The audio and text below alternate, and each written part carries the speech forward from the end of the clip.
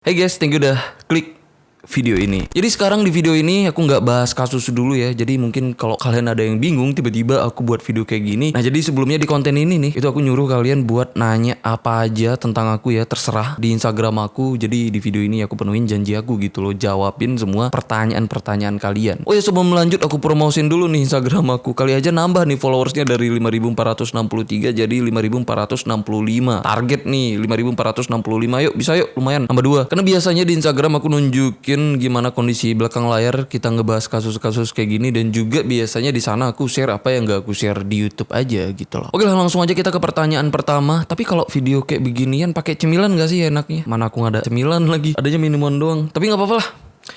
Langsung aja kita ke pertanyaan pertama. RKT, Bang, konten Javier gimana kelanjutannya? Kok nggak dilanjutin? Ini pertanyaan yang banyak banget gentayangan di komentar-komentar aku nih. Tapi lebih banyak treat horror sih. Jadi soal Javier ini ya, kenapa nggak aku lanjutin? Karena ya seru dan misterinya Javier ini cuma di awal-awal aja. Karena makin kesini kontennya udah over komersil gitu loh. Jadi semua kontennya itu udah endorse. Jadi berasa kita tuh kayak nonton video iklan. Ya dibalik kontennya yang kayak gitu-gitu aja gitu loh. Memang nggak ada alurnya, ngambang. Makanya sih aku males ngelanjutin Javier. Jadi nonton iklan gitu.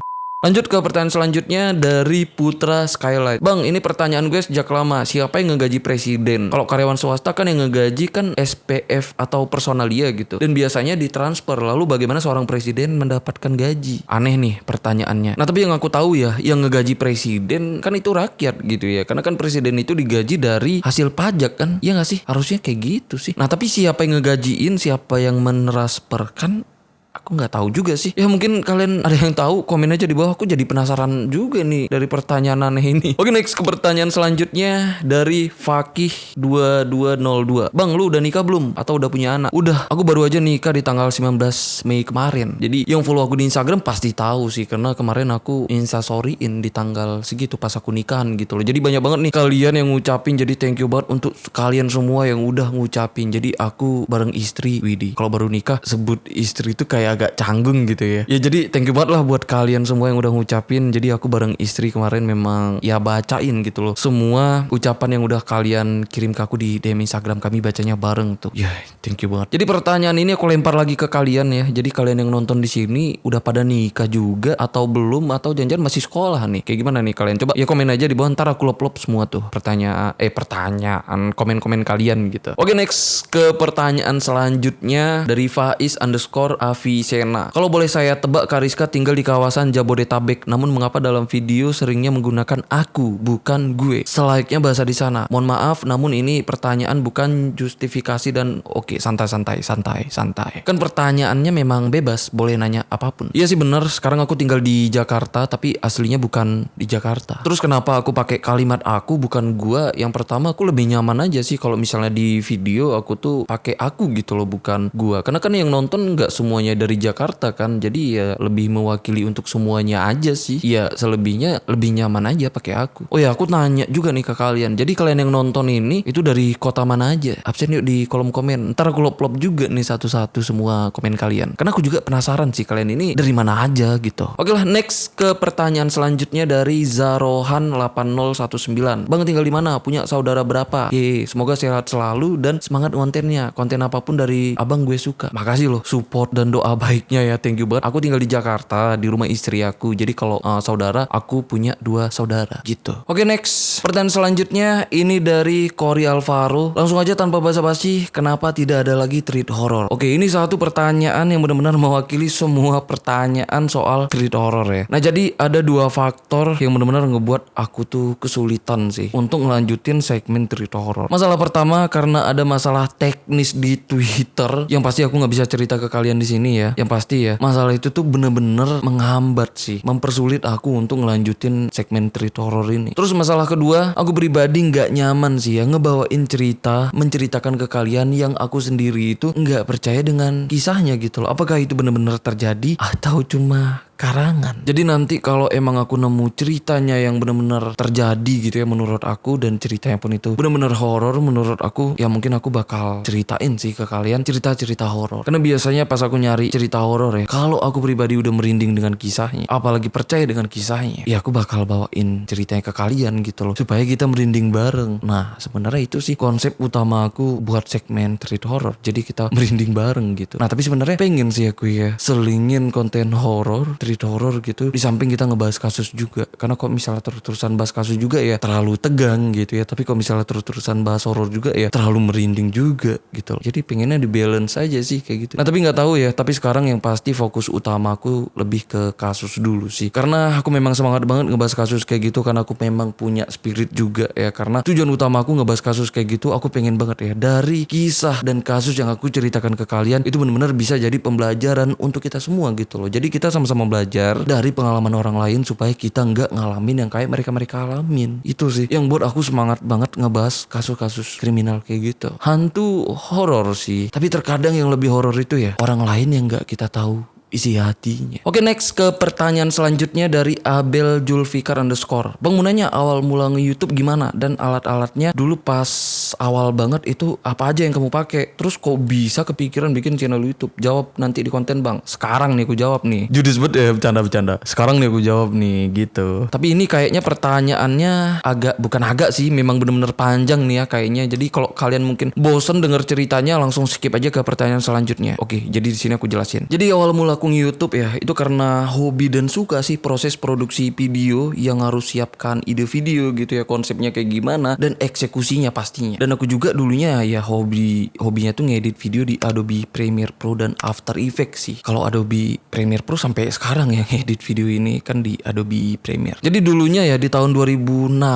apa 15 ya aku lupa lah, pokoknya sekitaran itu zaman-zamannya aku dan teman-teman aku sering ngulik tutorial Adobe Premiere gitu loh. Yang mana di zaman itu ya kami nonton tutorial itu dari Agung Apsa, yang di saat itu Agung Apsa itu masih produksi konten tutorial gitu loh di YouTube. Nah terus tutorial yang kami nonton ya itu kayak ANGR, Daunnet, Cinekom, Cungda, terus Gerrit David ya kalau nggak salah, aku lupa lah. Itu sih yang aku ingat banget. Sekarang mereka masih buat tutor nggak sih? Ya aku nggak tahu, aku udah nggak pernah dengar nama mereka lagi ya sampai sekarang. Tapi thank you banget lah untuk mereka yang di zaman itu bisa share ilmunya sih, bener-bener bermanfaat banget buat aku pribadi ya. Nah aku ngulik tutorial kayak gitu tujuannya nih ya itu untuk buat video yang itu ngikutin kayak videonya Sam Kolder gitu loh, yang dulu kalau nggak salah namanya Sam Kolder Inspired gitu ya, yang emang epic mampus sih videonya, video Sam Kolder ya bukan aku. Nah terus pas kami coba ya, aku dan teman-teman coba buat videonya, hasilnya ya kayak gini, jelek mampus gitu loh. Sekarang udah cringe kali ya, tapi dulu ya buat video kayak beginian otodidak ya rasanya pengen nangis nelpon emak gitu loh, saking bangganya. Nah terus kalau merasa video udah keren uploadnya ke Instagram. Nah terus karena pede nih ya dengan skill prematur aku, jadi sosokan tuh aku berani upload itu ke YouTube gitu loh, sampai buat tutorial Adobe Premiere lagi. Asli sih so yes banget aku di zaman itu sumpah. Nah jadi ini sekaligus jawab pertanyaan ini ya dari Have a Wife yang nanya kenapa dulu aku upload tutorial Adobe Premiere gitu. Ya ini jawabannya. Nah tapi di video tutorialnya di situ nggak ada muka aku ya, karena aku memang nggak berani nunjukin muka aku yang mirip-mirip lutut ini gitu loh. Karena di saat itu ya sebenarnya aku sadar sih aku sok jago gitu ya, sampai berani buat tutorial, makanya nggak berani nampain muka gitu. Sampai pernah nih ya pas urat malu aku udah mulai numbuh nih, aku malu gitu loh dan pengen nge-delete videonya karena malu. Nah tapi jadi ragu gitu ya, karena pas aku cek ternyata viewsnya udah ada, bahkan ada yang komen juga yang bilang makasih gitu loh karena video aku katanya bermanfaat. Makanya tuh aku jadi mikir kan, lah video ini berarti bermanfaat juga dong untuk orang. Nah jadinya nggak jadi tuh aku delete, bahkan sampai sekarang masih ada tuh. Kalau kalian scroll sampai mentok nemu sih. Itu kayak yang nanya tadi, berarti dia scroll sampai mentok dong. GG sih jempolnya. Nah terus setelah itu barulah aku dan teman-teman itu mulai coba-coba nge-YouTube gitu loh. Jadi awalnya kita tuh bikin konten itu kayak Last Day Production kalau kalian tahu ya, atau itu kayak Feedgram yang semacam video-video kayak gitulah. Apa sih itu namanya, sketsa komedi kayak gitu ya. Nah kayak gitu tuh awalnya aku dan teman-teman. Nah tapi cuman 1 dan 2 konten ke depan aja gitu loh. Setelah itu ya teman-teman aku pada lemes semua, karena memang ya bikin konten begituan apalagi merintis ya nggak ada cuannya gitu kan. Jadi yang semangat tinggal aku doang, bangsat lah. Jadi karena kayak gitu nggak ada temen yang mau bantuin ya, yang lain udah pada nggak mau ya, akhirnya stop gitu loh, nyerah. Tapi di masa itu aku suka juga tuh dengan cerita-cerita horor. Itu kayak channelnya Ewing, Nessie, Hex, dan BuzzFeed Unsolved. Sering banget lah aku nonton di masa itu. Kecanduan sih aku nonton konten mereka. Nah jadi disitulah aku mikir gitu kan, wih bikin konten kayak mereka ini kayaknya asik nih. Karena kan gak perlu bantuan temen ya, karena kamera kan cuman stay di tripod tuh. Terus taruh mikrofon ya kayak begini gitu loh. Jadi gak perlu bantuan siapapun. Makanya tuh aku coba. Hey guys, thank you udah klik video. Nah jadi saat itu aku memang ngonten dengan alat-alat seadanya. Aku pakai mikrofon yang itu harganya itu murah banget sih untuk harga mikrofon ya. Ya pokoknya itu dulu aku beli 100 ribuan lah di e-commerce. Yang itu memang murah banget. Itu kayaknya mikrofon custom kali ya, yang diproduksi di pabrik. Yang pabriknya itu cuman ruko kali. Oh ya, karena dia nanya juga dulunya aku pakai alat-alat apa aja ya. Jadi kalau kamera dulunya aku pakai EOS 600D. Masih ada tuh kameranya, bentar tunggu. Nah ini nih kameranya, sekarang udah dipenuhin daki ya guys ya. Ini kamera udah lama banget sih aku gak pernah lihat lagi di lemari cuy. Tapi ini udah gak nyala lagi, jadi gak bisa di giveaway. Pasti kalian mikirnya giveaway kan. Ini gak bisa di giveaway lagi cuy, jadi sayang sih. Tapi kalau nyala tetap enggak juga sih. Ini kamera banyak banget kenangannya cuy. Tunggu aja ntar kalau aku udah kaya ada giveaway. Giveaway apa ya? Emang masih zamannya gak sih giveaway kayak gitu? Kan dulu youtuber itu pada giveaway semua ya untuk dapetin subscriber. Inilah kameranya nih. Tapi sekarang udah mati total. Aku nggak tahu sih karena apa, kenapa bisa mati ya? Atau baterainya kali ya? Nggak ngerti lah. Yang pasti ini doang nih yang masih ada alatnya. Yang lain itu udah nggak ada sih, kayak mikrofon dan lighting. Awalnya itu aku lighting itu lampu belajar cuy. Terus apa lagi ya? Ya lampu-lampu bohlam kayak gitu. Terus dikasih softbox custom kayak gitulah dulunya. Nah tapi alat-alatnya itu semua udah aku kasih sih ke teman-teman aku yang membutuhkan gitu ya. Karena mereka pengen belajar nge-YouTube juga sih katanya, tapi nggak tahu sih ngapain ngomongin temen ya. Jadi ini cerita memang berantakan, sengaja sih berantakan biar kedepannya nggak ada lagi cerita-cerita kayak beginian, biar kalian gak minta lagi ya bikin konten kayak gini. Karena aku bingung sih mau cerita apa. Jadi sorry banget sekali lagi nih, aku minta maaf ke kalian ya kalau ceritanya agak berantakan mau kayak gimana cuy. Karena aku memang jarang banget gitu kan cerita lepas kayak gini yang memang tanpa konsepan sama sekali. Ini di laptop aku cuman pertanyaan-pertanyaan doang kayak gitu loh. Jadi poin-poinnya pun aku nggak buat sih. Jadi kadang bingung mau jawab apa, makanya agak berantakan gitu. Jadi aslinya ya begini sih aku kalau ngobrol.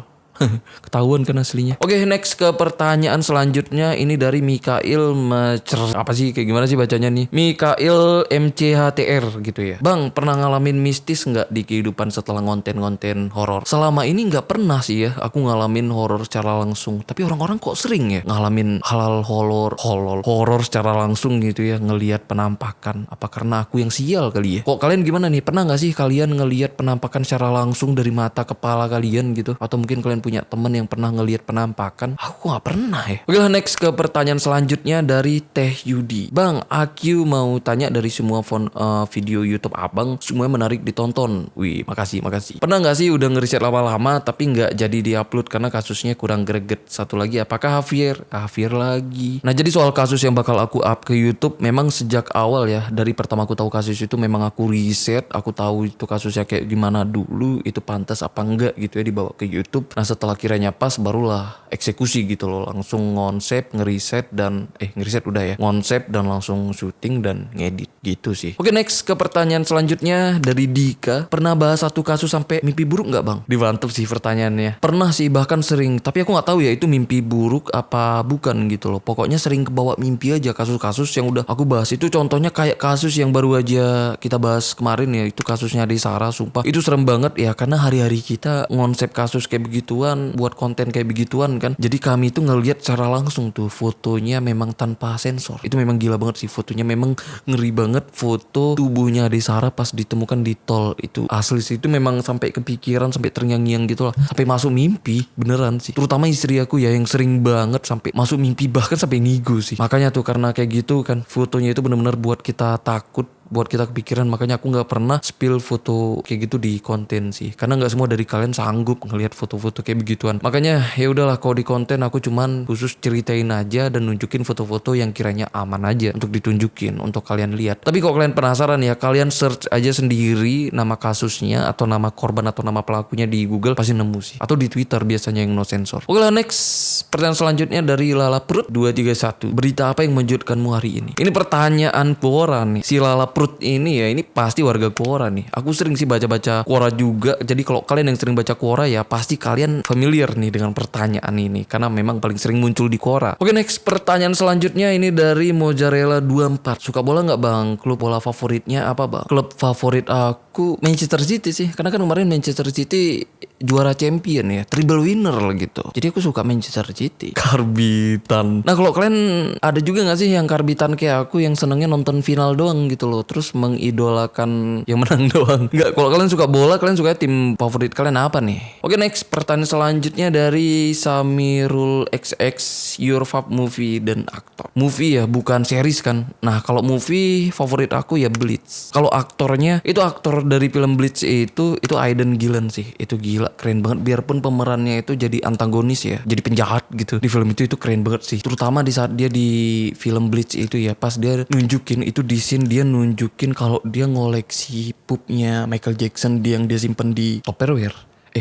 Toples ya kalau nggak salah. Oke, next ke pertanyaan selanjutnya dari Onil Kurnia. Bang mau nanya, butuh berapa lama untuk merangkum kejadian kasus yang akan dibahas sedetail mungkin? Dan coba bang cari hal-hal yang misteri atau kasus-kasus setiap hari, supaya channelnya setiap hari ada yang baru. Untuk ngerjain satu konten kasus itu butuh 5 hari sih. Itu pun kalau nggak ada kendala ya. Karena 3 hari itu untuk ngeriset dan konsepnya, itu pun udah dibantu istri dan tim aku ya. Karena cewek memang paling detail nih menyelidiki informasi. Terus 2 harinya ngedit. Nah jadi karena aku masih ngedit sendiri ya, jadi sulit banget sih bisa, bukan sulit tapi mustahil sih buat aku ya untuk bisa upload setiap harinya sih, per hari satu konten. Itu kayak nggak mungkin kekejar sih, kecuali ada kasus nih, tinggal aku buka aja di satu artikel misalnya kayak dari Tribun, tinggal aku bacain aja ke kalian ya, itu bisa sih. Dan tanpa ada edit ya, paling cuman render doang gitu, nggak ada gambar ya, ada gambar mungkin cuman 1 aja, mungkin bisa sih setiap hari aku upload ya. Tapi kalian mau nggak nontonnya kayak gitu? Mungkin kalian ada yang mau jadi editor aku, yang mungkin ada yang udah menguasai Adobe Premiere, boleh nih jadi editor aku. Gimana.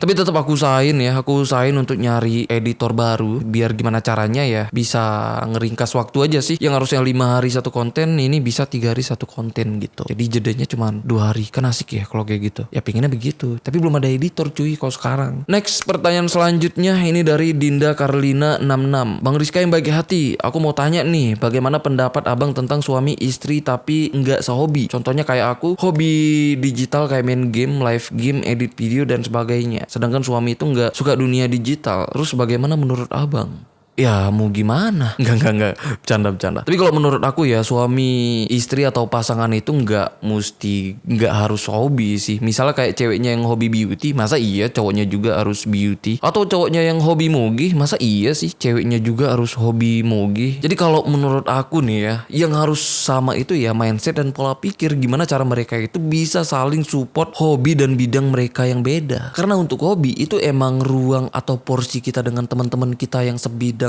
atau sefrekuensi. Jadi kita nggak bisa maksain sih, karena pasangan dan temen di hidup kita ya itu ada porsinya masing-masing. Emang sih kalau punya pasangan sehobi itu asik banget. Nah tapi itu bonus. Yang namanya bonus konteksnya kan nggak wajib ya, nggak harus dituntut gitu loh. Karena kalau harus dituntut ya bukan bonus tapi target. Itu sih menurut aku. Jadi dibawa fun aja, cari ruang untuk bisa mengekspresikan hobinya masing-masing dan saling support untuk mencapai goalsnya masing-masing ya, untuk hidup bahagia bersama. Tapi kalau menurut kalian gimana nih? Mungkin ada saran nih ya dari teman-teman yang lain. Karena biasanya beda kepala ya beda pendapat kan.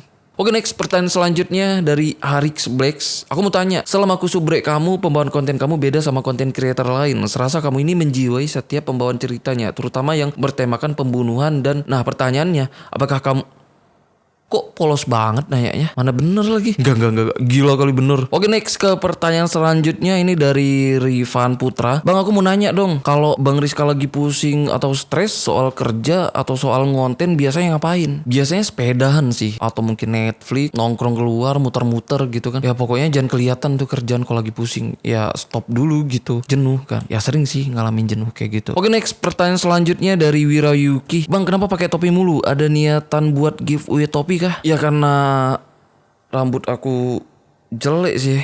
Karena nggak pede dengan rambut aku ya. Jadi ya pakai topi. Ya semua orang pakai topi itu sih alasannya. Nggak semua juga sih. Ya pokoknya mungkin dia lebih percaya diri dan lebih nyaman pakai topi aja gitu. Giveaway topi. Ini di giveaway gitu. Ya janganlah, ini udah lama banget cuy. Ini topi dari aku SD, gila. Enggak maksudnya udah lama gitu topi ini sama aku.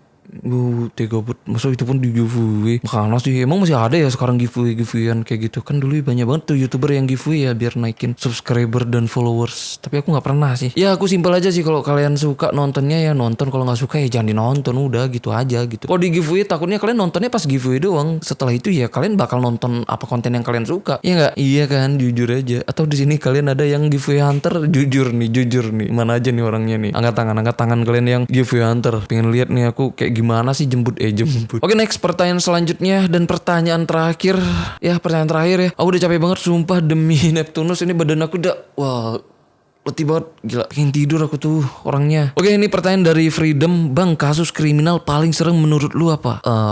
Itu kasusnya Delvi sih. Sampai sekarang aku masih terngiang-ngiang dengan kasus dia. Terutama itu di saat dia ini tuh ngejual daging ke warung tua tuh. Sampai dijadikan rendang. Gila sih asli. Sampai dimakan juga tuh dengan orang yang ngebuat rendangnya. Karena memang gak tahu itu daging berasal dari mana. Itu sih yang paling gila. Sampai sekarang aku setiap ngelihat rendang aku ingat ini orang. Nah tapi kalau menurut kalian kasus apa nih yang paling serem, masih terngiang-ngiang gitu loh sampai sekarang semenjak kalian tahu kasus itu? Komen aja di bawah, karena aku penasaran banget nih kasus apa yang menurut kalian paling serem. Ternyata ada pertanyaan terakhir lagi. Ini dari pertanyaannya Glossarium. Bang, maaf, kasus mana nih yang paling lama risetnya? Nah, ini kasus yang paling lama ngerisetnya. Bahkan kami itu ngeriset bareng-bareng itu sulitnya minta ampun sih. Ini kasusnya Babe Baikuni dan Robert Gedek. Ya, karena ini kasusnya memang udah lama ya. Itu informasinya itu banyak yang udah tenggelam gitu loh. Jadi kita tuh bener-bener ngumpulin informasinya itu setengah meninggoy. Asli sih, itu capek banget ngerisetnya. Tapi pelan-pelan selesai juga. Biarpun udah habis seminggu untuk ngeriset dia doang nih. Karena ya kasus mereka ini terjadinya udah lama banget. Apalagi di masa itu ya berita mereka ini gak begitu diliput gitu loh. Bukan karena apa sih, karena ya di zaman itu belum ada Google ya. Google mungkin kalau ada pun ya Google itu masih belum masuk ke Indonesia. Jadi belum begitu familiar. Jadi ya beritanya pun itu sulit banget nemunya. Sulit banget nemu informasinya. Kami benar-benar berjuang banget ngumpulin informasi soal kasus mereka berdua ini sih. Itu sih yang paling sulit untuk dibahas. Apapun itu ya kasus Indonesia, kalau itu terjadinya udah di bawah tahun 2000, itu sulit banget sih. Ya karena ya informasi-informasi mereka, berita-beritanya, liputannya itu nggak tahu udah pada kemana gitu loh. Ada sih beberapa gitu, tapi nggak kayak sekarang ya. Apalagi kalau sekarang kasus kalau itu terjadinya di atas tahun 2010 itu banyak sih informasinya. Oke lah, sampai sini aja pembahasan kita. Jadi aku udah letih banget ya. Jadi pengen istirahat juga. Jadi thank you banget untuk kalian semua yang udah nanya di Instagram aku. Thank you banget. Jangan lupa di follow juga lo biar followersnya banyak gitu loh kayak orang-orang lain.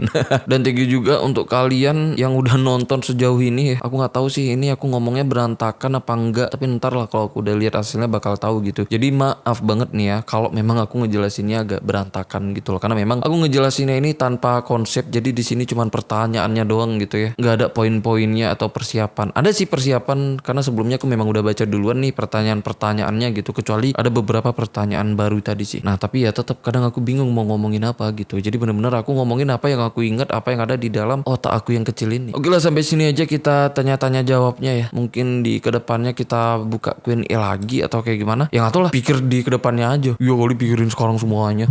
Oke, aku harus Kodeno, bye bye.